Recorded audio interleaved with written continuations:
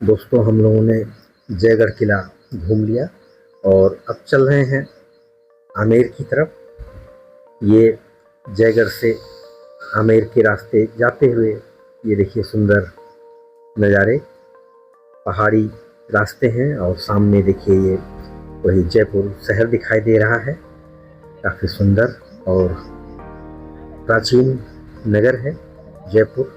अरावली की पर्वतमाला श्रृंखला पर बसा हुआ जयपुर का ये आमेर किला अपने आप में बहुत ही अद्भुत और सुंदर है। दोस्तों, राजस्थान जो अपनी वीरता, संस्कृति और स्थापत्य कला के लिए प्रसिद्ध है, यहाँ स्थित जो आमेर किला है भारतीय इतिहास का एक अद्भुत प्रतीक है। यह किला न केवल एक ऐतिहासिक स्थल है बल्कि भारतीय स्थापत्य कौशल, युद्ध नीति, कला और संस्कृति की एक अनमोल धरोहर भी है। दोस्तों, आमेर का किला जयपुर से लगभग 11 किलोमीटर की दूरी पर है। अरावली पर्वतमाला की गोद में है।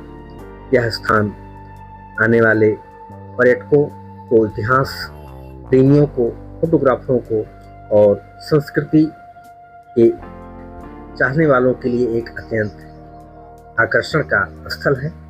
तो चलिए दोस्तों, अब हम लोग पहुंचने वाले हैं आमेर के किले पर और आमेर के किले पर पहुंच करके फिर बात करते हैं आमेर के इतिहास की।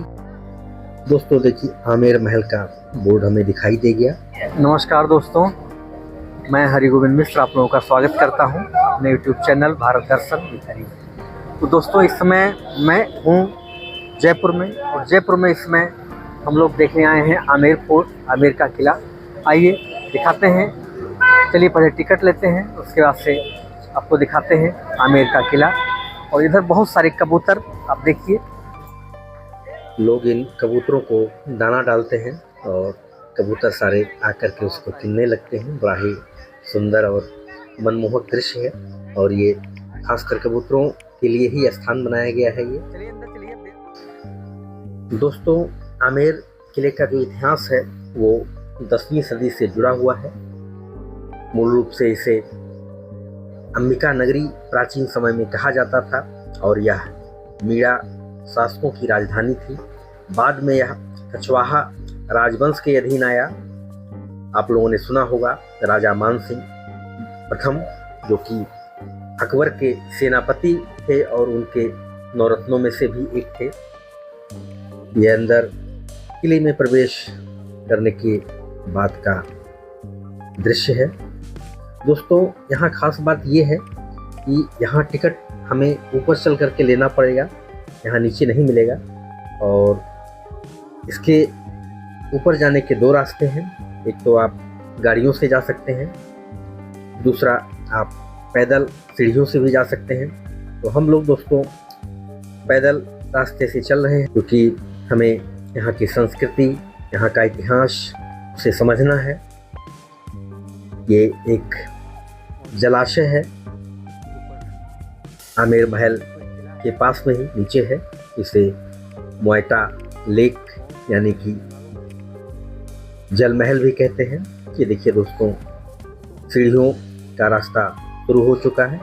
चलिए हम लोग भी आगे यात्रा जारी रखते हैं। दोस्तों, आपने इतिहास में पढ़ा होगा कि अकबर और महाराणा प्रताप के बीच कई बार युद्ध हुआ था और उस समय जो राजस्थान था वहाँ की ज़्यादातर जो क्षत्रिय थे, जो राजा थे, ये अकबर के साथ खड़े थे। चाहे लालचवश या स्वार्थवश या किसी भी कारण से। ये देखिए मौठा सागर है। सिर्फ एक महाराणा प्रताप ही ऐसे थे जो अकबर के अधीन नहीं हुए थे और अकबर की यही जिद थी, लेकिन वो उन्हें आजीवन अपने अधीन नहीं कर पाया। अकबर और महाराणा प्रताप के बीच जो हल्दी घाटी का युद्ध हुआ था उसमें यही मानसिंह प्रथम, जिनका ये किला है, वो अकबर के सेनापति के रूप में उन्होंने महाराणा प्रताप से युद्ध किया था। दोस्तों, धूप बहुत थी तो मैंने ये टोपी भी यहीं से लिया धूप से बचने के लिए और एक लुक भी आ जाएगा, इससे धूप से बचाव भी रहेगा। देखिए सामने प्रांगण में मंदिर है भैरव बाबा का, और आगे द्वार दिखाई दे रहा है। दोस्तों, राजा मान सिंह ने 1592 ईस्वी में इस किले का निर्माण कार्य शुरू किया था।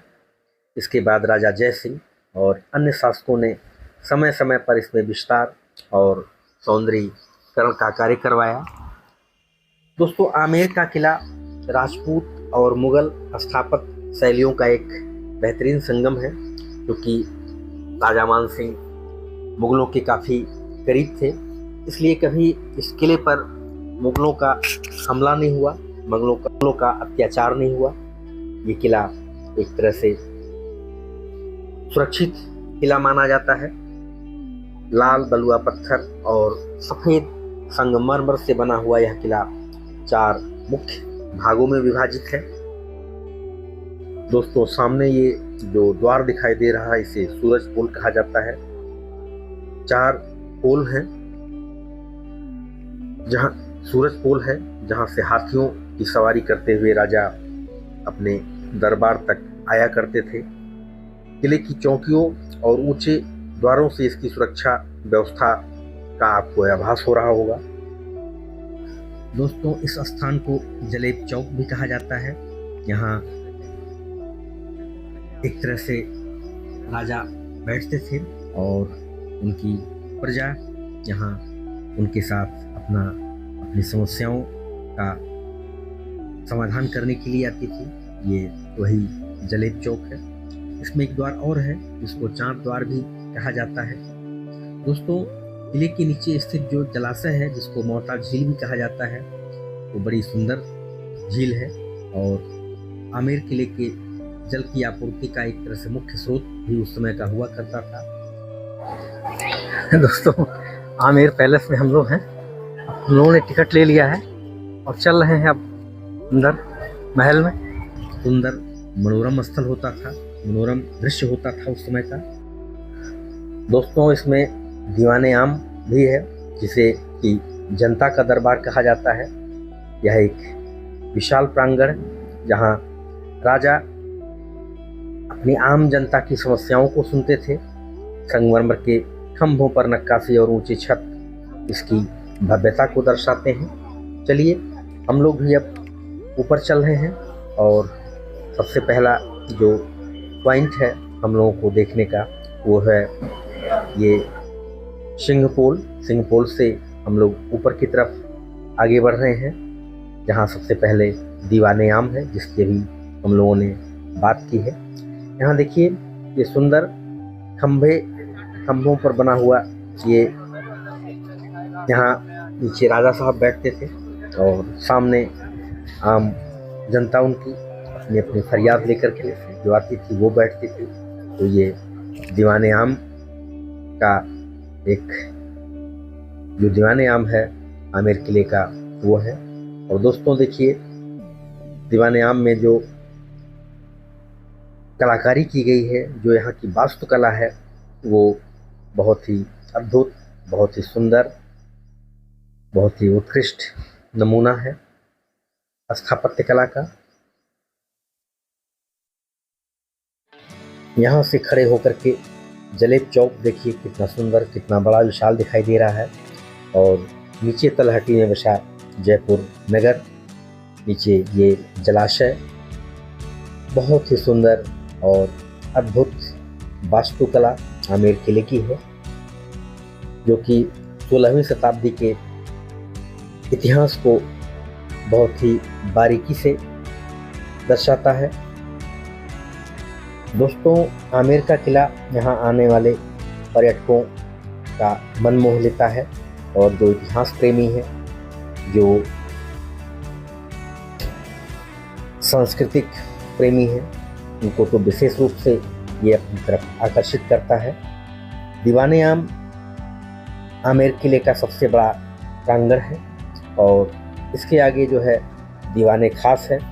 दोस्तों, दीवाने खास में राजा अपने विशिष्ट जो अतिथि होते थे उनके, या सेनापति होते थे, उनसे वो भेंट करते थे, उनसे मंत्रणा करते थे। ये दो सेनापति देखिए यहाँ बैठे हुए हैं ये भी मंत्रणा कर रहे हैं।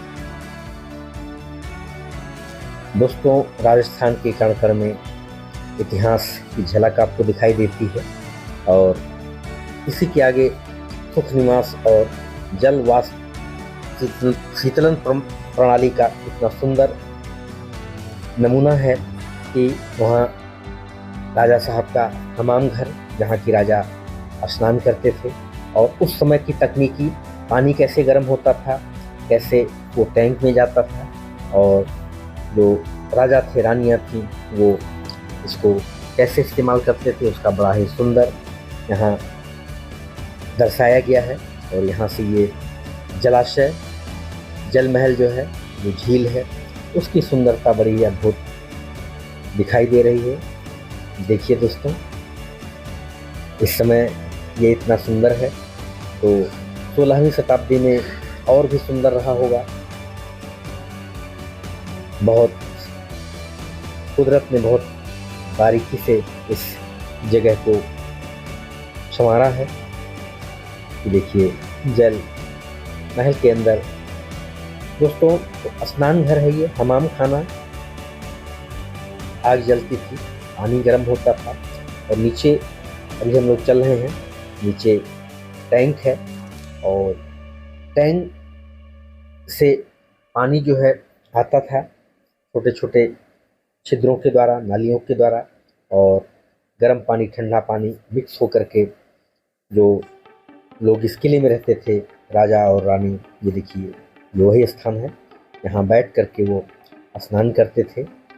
और ये जो इसमें छिद्र बने हुए हैं, इनसे पानी आता था, गर्म पानी, ठंडा पानी, और यहाँ बैठ कर के स्नान करते थे। आप समझ सकते हैं कितनी उन्नत तकनीकी उस समय की रही होगी।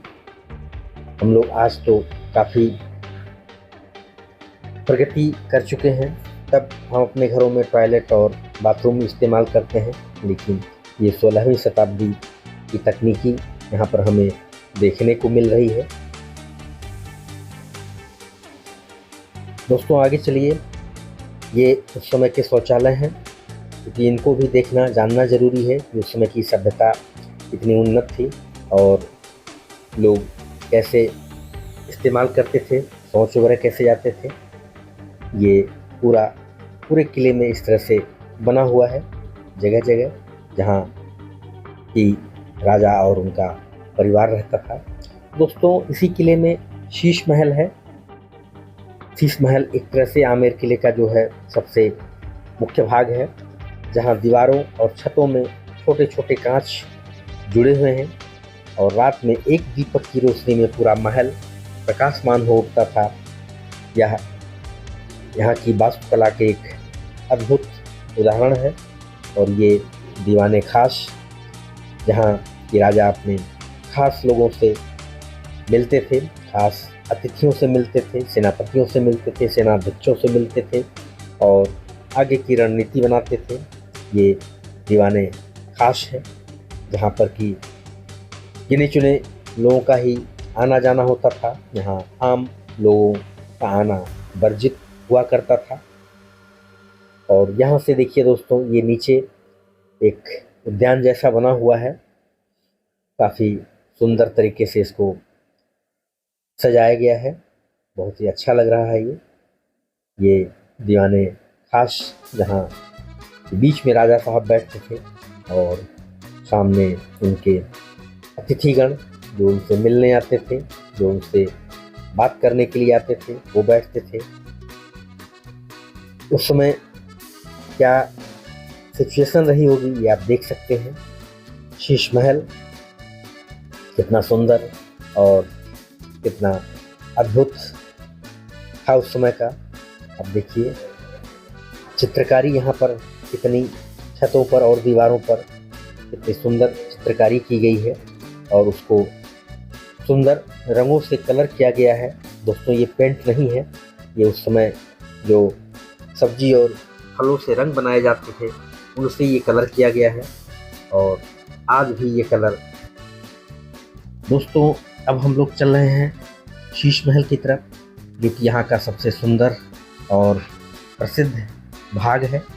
देखिए कांच के छोटे छोटे दर्पण दीवारों पर और छतों पर लगे हुए हैं, और रात में जब एक दीपक बीच में जलता था तो पूरा शीश महल प्रकाशमान हो उठता था, और यहाँ की छवि बड़ी ही सुंदर और निराली लगती थी।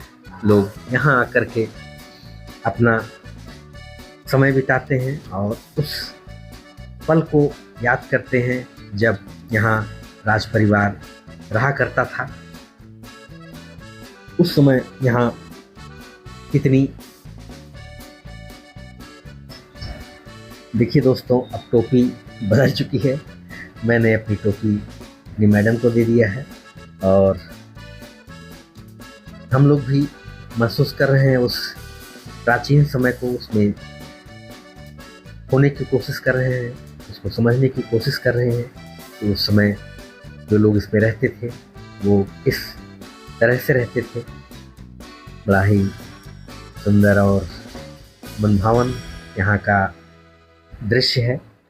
शीश महल बहुत ही प्रसिद्ध जगह है, और इसकी सुंदरता दोस्तों रात में दिखाई देती थी। जब इसमें एक दीपक बीच में जलता था तो पूरा शीश महल प्रकाशमान हो जाता था। आइए दोस्तों अब इस तरफ चलते हैं।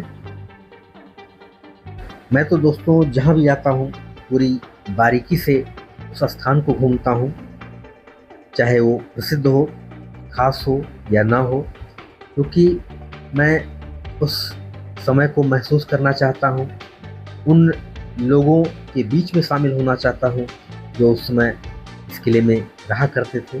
और ये देखिए यहाँ से जो नीचे दीवाने आम है, दीवाने खास है, यहाँ का कितना सुंदर दृश्य दिखाई दे रहा है।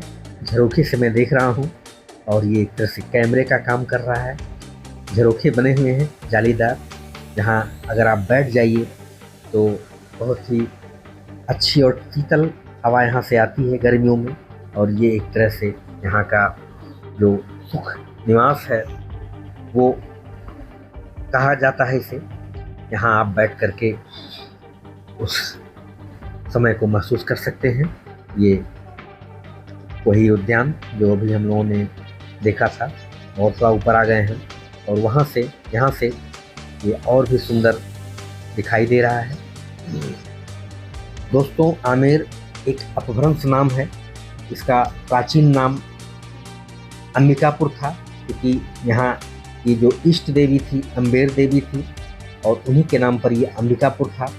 और धीरे धीरे ये नाम बदलते बदलते आमेर हो गया, और जिसे कि हम आमेर का किला के नाम से जानते हैं। तो ये पूरा इसका इतिहास है। शाम को दोस्तों यहाँ एक लाइट एंड साउंड शो भी होता है, जो आमेर की ऐतिहासिक और प्राचीन गाथा को प्रकाश और संगीत और आवाज़ के माध्यम से दर्शाता है। इसमें हिंदी और अंग्रेजी दोनों भाषाओं में शो होते हैं। ये सुंदर लेक जो दिखाई दे रही है यहाँ से।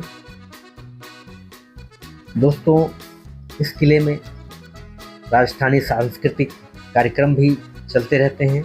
अभी हम लोग नीचे चलेंगे तो देखेंगे इसमें कि कठपुतलियों का नृत्य है, लोक नृत्य है, और लोक संगीत के कार्यक्रम समय समय पर आयोजित किए जाते रहते हैं। वर्तमान समय में आमेर किले का जो संरक्षण है वो यूनेस्को द्वारा आमेर किले को हिल फोर्ट ऑफ राजस्थान के अंतर्गत विश्व धरोहर में घोषित किया गया है, और राजस्थान सरकार और पुरातत्व विभाग इसके संरक्षण और देखरेख की जिम्मेदारी संभालता है।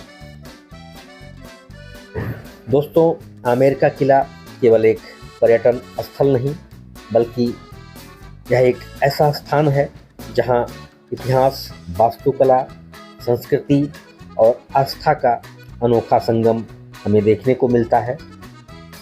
यह किला राजस्थान की शान है और भारत की ऐतिहासिक धरोहरों में से एक अनमोल रत्न है। और मैं हरिगोविंद मिश्र अपने YouTube channel Bharat Darshan with Hari exploring India के माध्यम से आमेर किले की इस अद्भुत यात्रा को आपको दिखा रहा हूं। और दोस्तों, आपसे अनुरोध है कि आप लोग मेरे चैनल से जुड़े रहें और आगे भी आप लोगों को मेरे चैनल के माध्यम से ज्ञानवर्धक भारत के गौरवपूर्ण अतीत से जुड़े हुए जो भी ऐतिहासिक स्थल हैं उनको देखने का अवसर प्राप्त होगा। दोस्तों, राजस्थान अपने वैभवशाली इतिहास, शौर्य गाथाओं, समृद्ध संस्कृति और राजसी स्थापत्य कला के लिए पूरे विश्व में प्रसिद्ध है। इसी राजस्थान की धरती पर स्थित ये आमेर का किला एक ऐसा दुर्ग है जो न केवल एक स्थापत्य का चमत्कार है बल्कि एक गौरवशाली इतिहास का साक्षी भी है। जयपुर से मात्र 11 किलोमीटर की दूरी पर स्थित है। दोस्तों, इस दुर्ग में न केवल युद्ध नीति, स्थापत्य और कला का संगम दिखाई देता है बल्कि यह भारत के गौरवपूर्ण अतीत की जीवंत कहानी भी कहता है। आमेर का किला राजपूतों की वीर गाथाओं, मुगल संपर्कों, सांस्कृतिक समन्वय और धार्मिक आस्था का केंद्र रहा है। इस किले की सुंदरता, इसका इतिहास और यहाँ की स्थानीय संस्कृति इसे भारतीय उपमहाद्वीप के सबसे प्रमुख पर्यटक स्थलों में से एक बनाती है। मीरा जनजाति का जहाँ पहले शासन था, जिनकी राजधानी थी ये मीणाओं का यह किला बाद में कछवाहा राजवंश के अधीन आया, जब दुल्हा राय ने 11वीं शताब्दी के उत्तरार्ध में इस क्षेत्र को जीतकर यहाँ अपनी सत्ता स्थापित की। दोस्तों, कछवाहा वंश के शासकों ने आमेर को अपनी राजधानी बनाया और इसे एक भव्य राजकीय केंद्र में परिवर्तित किया। आमेर किले का वास्तविक निर्माण कार्य राजा मानसिंह ने सन 1589 यानी कि 1589 से 1614 ईस्वी के बीच में कराया, जो उस समय के मुगल सम्राट अकबर के नवरत्नों में से एक थे।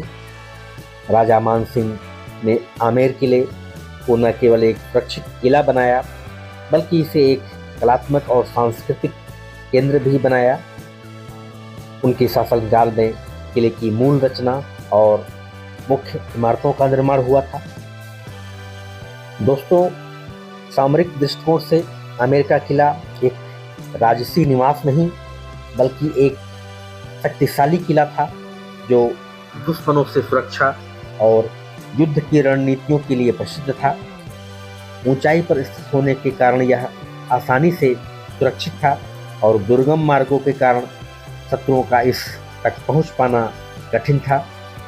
दोस्तों, यहाँ से एक सुरंग भी है जो कि जयगढ़ किले तक जाती है। आवश्यकता पड़ने पर आपातकाल की स्थिति में, क्योंकि जयगढ़ का किला आमेर की सुरक्षा के लिए ही बनवाया गया था, तो दोनों के बीच में संपर्क के लिए सुरंग बनाई गई है। इसलिए मैं आपको आगे दिखाता हूँ उसे।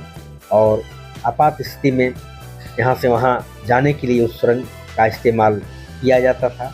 ये जनानी ड्योढ़ी है जहाँ की रानियाँ रहा करती थी, उनकी सेविकाएं रहा करती थीं और यहाँ पर उनका जीवन बहुत ही सुखमय और आनंदपूर्वक व्यतीत होता था। उनके बच्चे यहीं खेलते थे, यहीं वो बड़े होते थे और आज हम उसे एक इतिहास के रूप में देख रहे हैं। दोस्तों, यही जीवन है। आज हम चल रहे हैं, कल कोई और इसे देखने के लिए आएगा, कल कोई और चलेगा।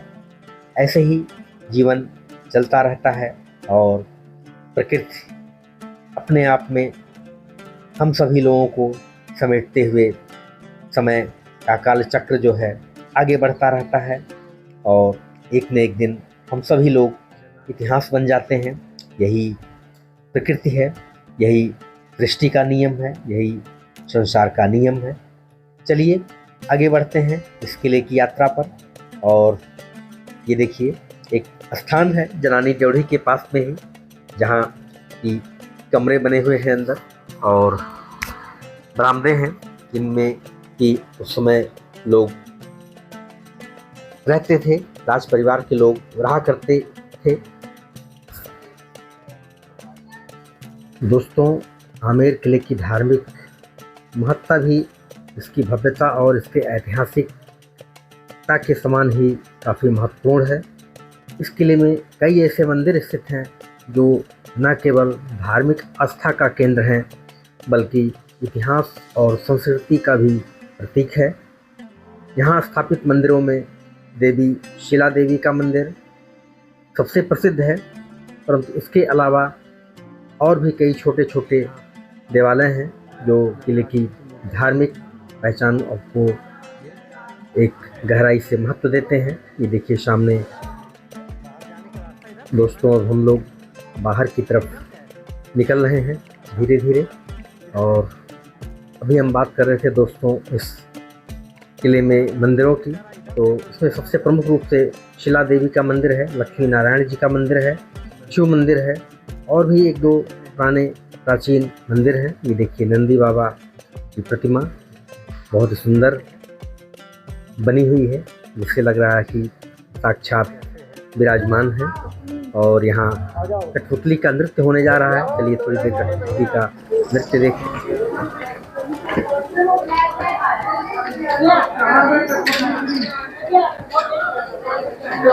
बाहर की तरफ निकलते हैं दोस्तों। हेलो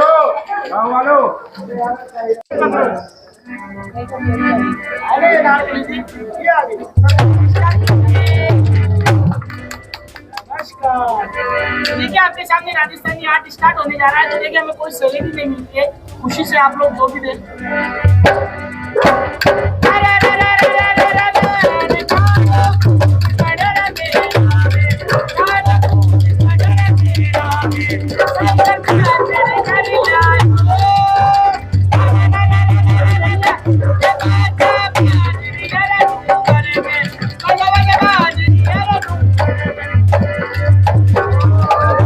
ये राजस्थान का मशहूर कठपुतली नृत्य था।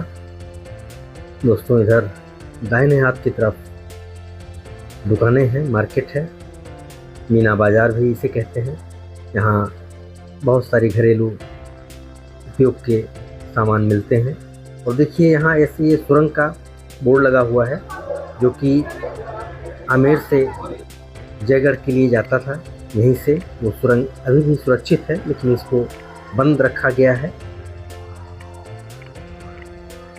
लेकिन उस समय में यहाँ से राज परिवार के लोग आमेर से जयगढ़ की तरफ जाया करते थे और ख़ासकर आपातकालीन स्थिति में इस सुरंग के रास्ते का प्रयोग किया जाता था।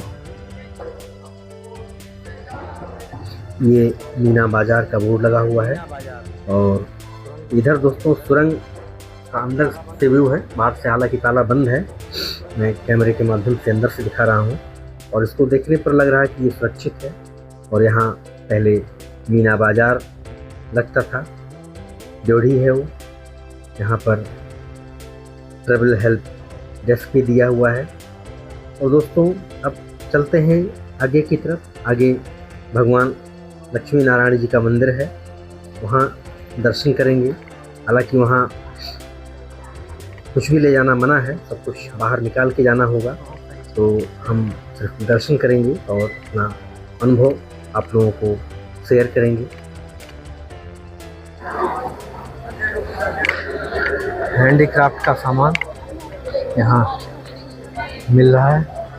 दो दरवाजे हैं, एक बड़ा है एक छोटा, दो गेट बने हुए हैं यहाँ।